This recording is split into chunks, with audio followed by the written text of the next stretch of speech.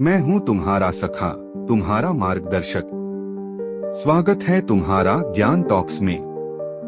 हर श्लोक में है तुम्हारी जीवन यात्रा के लिए मेरा संदेश।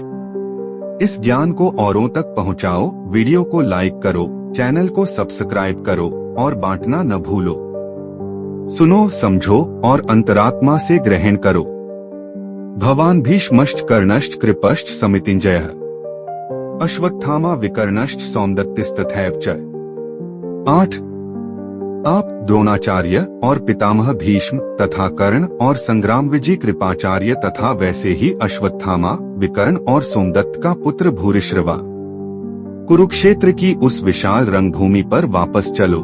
उस क्षण में जहां समय ठहर सा गया था और दो सेनाएं एक दूसरे के रक्त की प्यासी खड़ी थीं, दुर्योधन अपने गुरु द्रोणाचार्य से बात कर रहा है।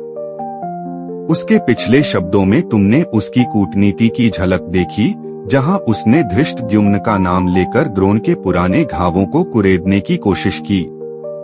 अब उसके शब्दों का प्रवाह एक नई दिशा ले रहा है। भय और चालाकी के बाद अब वह अपनी शक्ति का प्रदर्शन कर रहा है। वह अपनी सेना के उन महारथियों के नाम गिनवा रहा है जिन पर उसे गर्व था, जिनके बल पर वह इस अधर्म के युद्ध को लड़ने का साहस कर रहा था। यह केवल एक सूची नहीं है, यह उसके मन का आईना है, जिसमें उसकी असुरक्षा, उसका अहंकार और उसका अंधा विश्वास एक साथ झलक रहा है। वह कहता है, हे गुरुवर, हमारी सेना में केवल आप ही नहीं बल्कि आप जैसे और भी अनेक महारथी हैं। और फिर वह नाम लेना शुरू करता है। सबसे पहले वह द्रोणाचार्य का नाम लेता है, आप, और फिर कहता है पितामह भीष्म, जो इच्छामृत्यु का वरदान प्राप्त किए हुए थे, जो उस समय के सबसे महान योद्धाओं में से एक थे, जिनका नाम सुनकर ही शत्रु सेना में भय की लहर दौड़ जाती थी।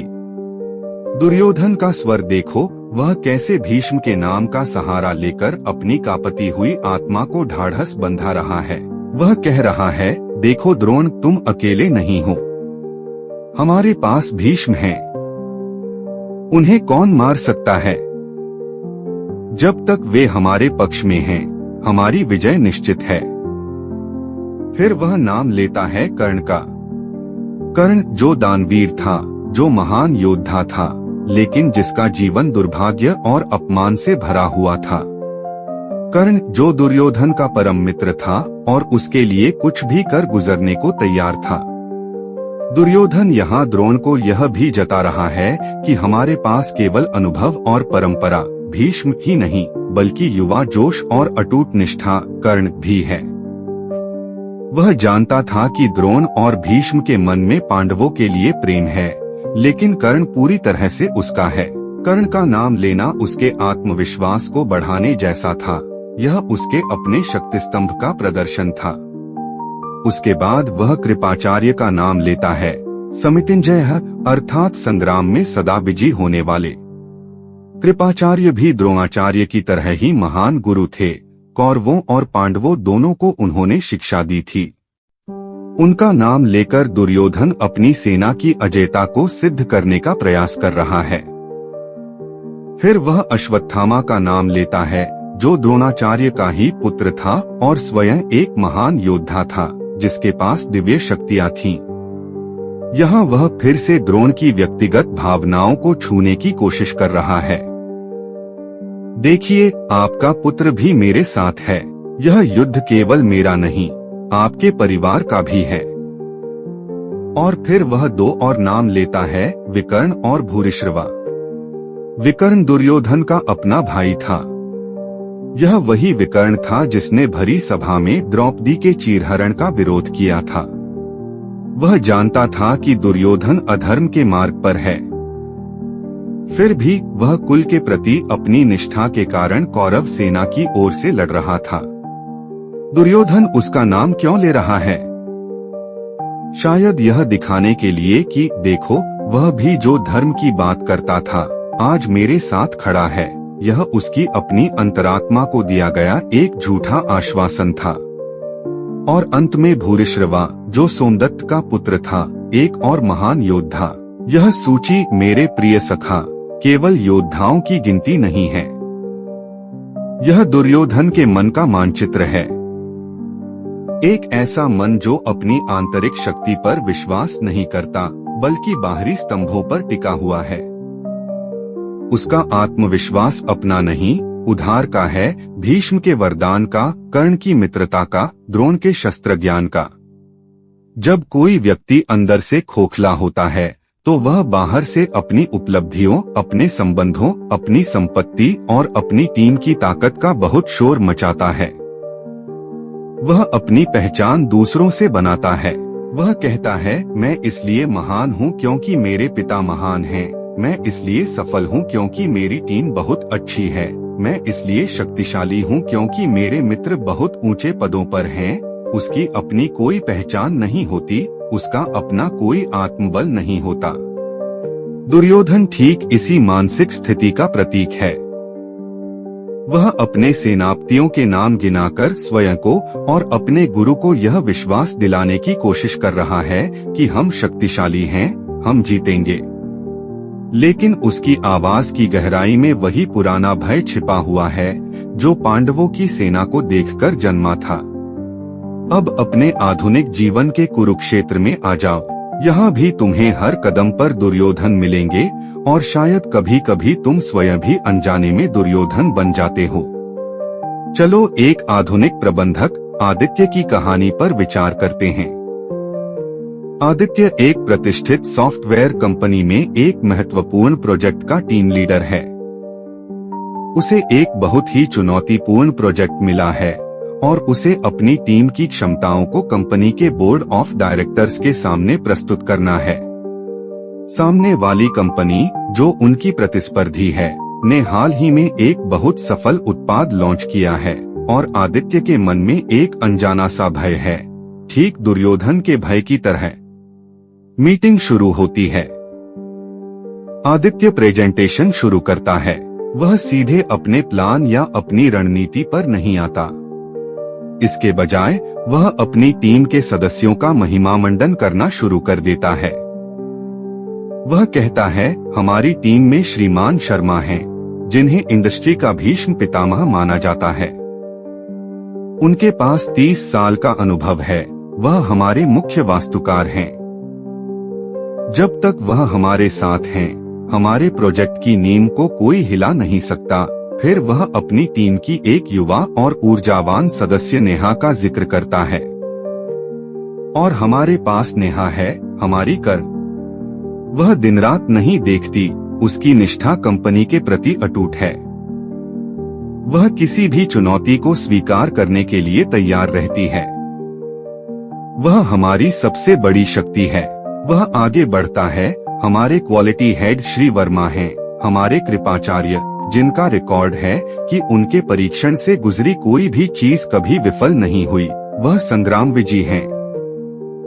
और मेरे अपने मेंटी रोहन, जो अश्वत्थामा की तरह है, नई तकनीकों का जादूगर है, जिसके पास हर समस्या का समाधान है। वह टीम के एक और सदस्य सिद्धार्थ का भी नाम लेता है, जो अक्सर कंपनी की नीतियों से असहमत रहता था, लेकिन एक अच्छा परफॉर्मर था।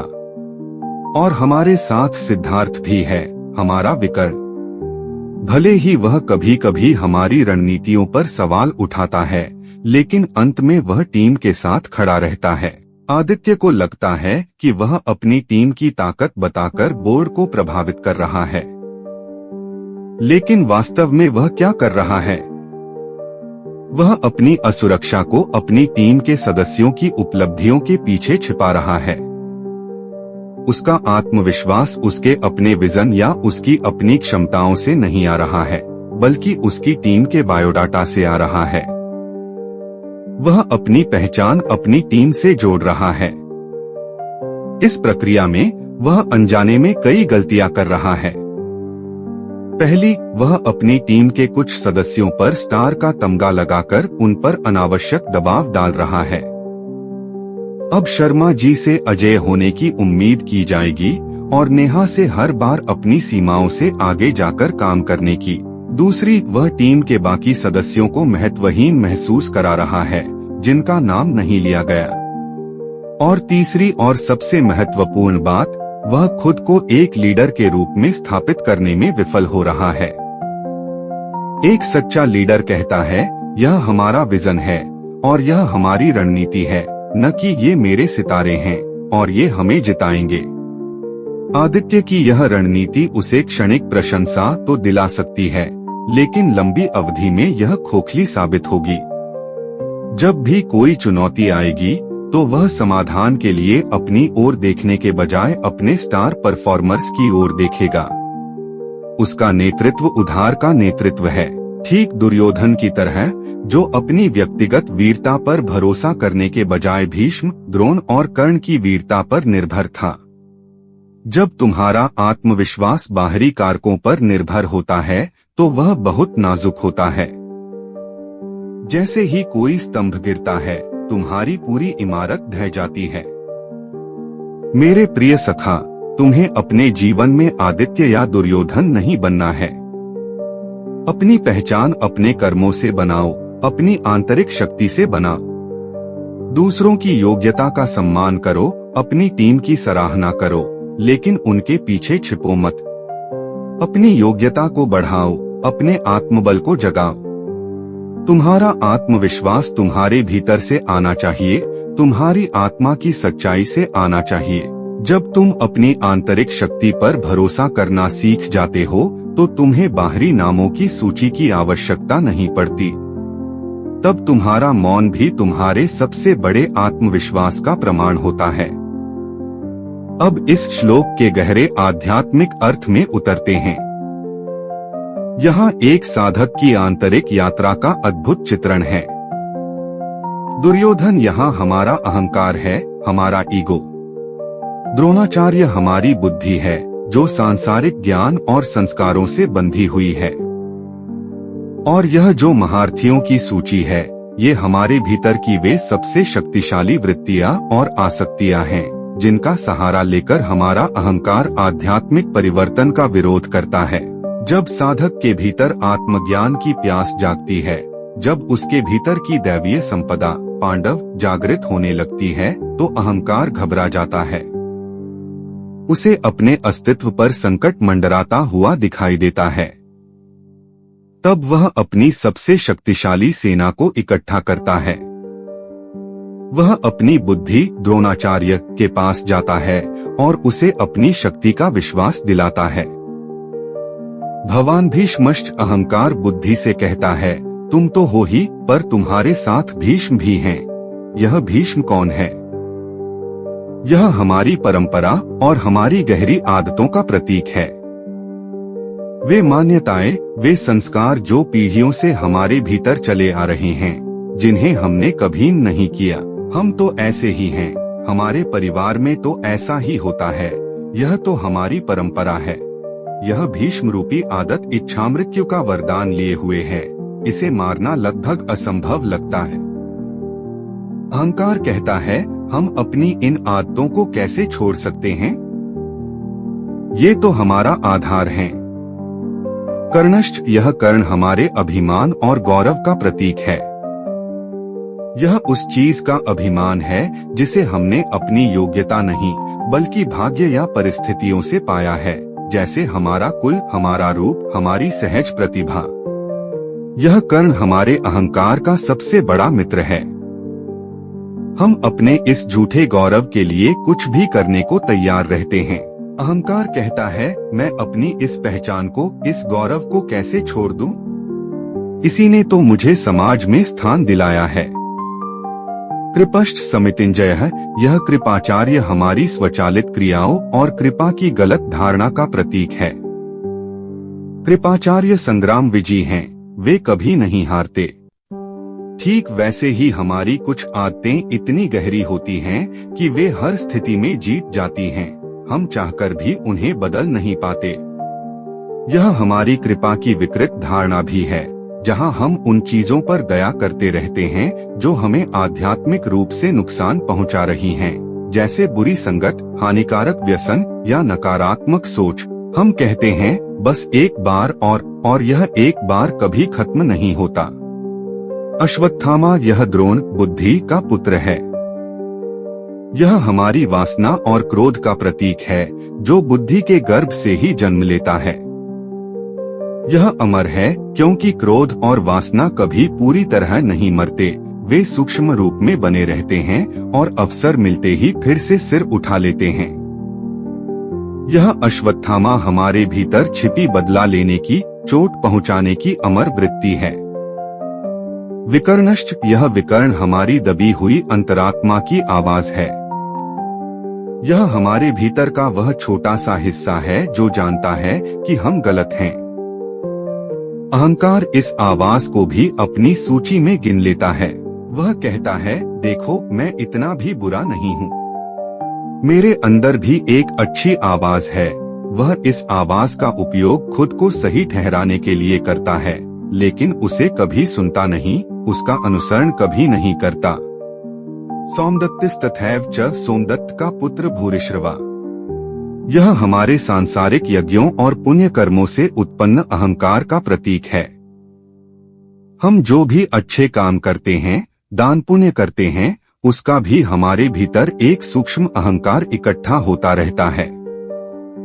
मैंने इतने लोगों की मदद की, मैंने इतना दान दिया, यह पुण्य का अहंकार सबसे खतरनाक होता है, क्योंकि यह धर्म का मुखौटा पहने रहता है और इसे पहचानना बहुत मुश्किल होता है। तो देखो, जब तुम ध्यान में बैठते हो, जब तुम अपनी आत्मा की ओर मुड़ना चाहते हो, तो तुम्हारा अहंकार तुम्हारी बुद्धि के सामने इन सभी महारथियों को खड़ा कर देता है। वह कहता है, तुम इन सब से कैसे लड़ोगे? अपनी आदतों से, अपने अभिमान से, अपनी वासनाओं से, अपने पुण्य के अहंकार से। यह असंभव है। छोड़ दो यह सब। जैसे जी रहे हो वैसे ही जीते रहो। और तुम्हारी बुद्धि, जो स्वयं भी इन सब में उलझी हुई है, अक्सर अहंकार का पक्ष ले लेती है। वह इन चुनौतियों को देखकर भयभीत हो जाती है। लेकिन मेरे प्रिय सखा, मैं तुम्हें मार्ग दिखाने के लिए ही तो यहाँ हूँ। तुम्हें इन महारथियों से लड़ना नहीं है, तुम्हें इनसे जीतना भी नहीं है, तुम्हें बस इन्हें पहचानना है। तुम्हें बस साक्षी भाव से इन्हें देखना है और अपनी लगाम मेरे हाथों में सौंप देनी है। जब तुम अपनी बुद्धि को, अपनी चेतना को मुझ में केंद्रित करते हो, तो ये सारे महारथी शक्तिहीन हो जाते हैं। तुम्हारी गहरी आदतें, भीष्म, मुझ पर समर्पित होकर सेवा बन जाती हैं। तुम्हारा अभिमान कर्ण, स्वाभिमान में बदल जाता है, जो आत्मा के गौरव से जुड़ा है। तुम्हारी स्वचालित क्रियाएं कृपाचार्य, जागरूक कर्म में रूपांतरित हो जाती हैं। तुम्हारी वासना और क्रोध अश्वत्थामा की ऊर्जा ऊर्ध्वगामी होकर प्रेम और रचनात्मकता बन जाती है। तुम्हारी दबी हुई अंतरात्मा विकर्ण की आवाज स्पष्ट होकर तुम्हारा मार्गदर्शन करती है। और तुम्हारे पुण्य का अहंकार भूरिश्रवा पिघलकर निस्वार्थ सेवा बन जाता है। यह युद्ध तुम्हारे भीतर है और इस युद्ध में तुम्हारा सबसे बड़ा शस्त्र है समर्पण। अहंकार तुम्हें अपनी सेना गिनाकर डराएगा। तुम बस मुस्कुराना और मेरी ओर देखना, क्योंकि मेरी सेना में कोई बाहरी योद्धा नहीं है।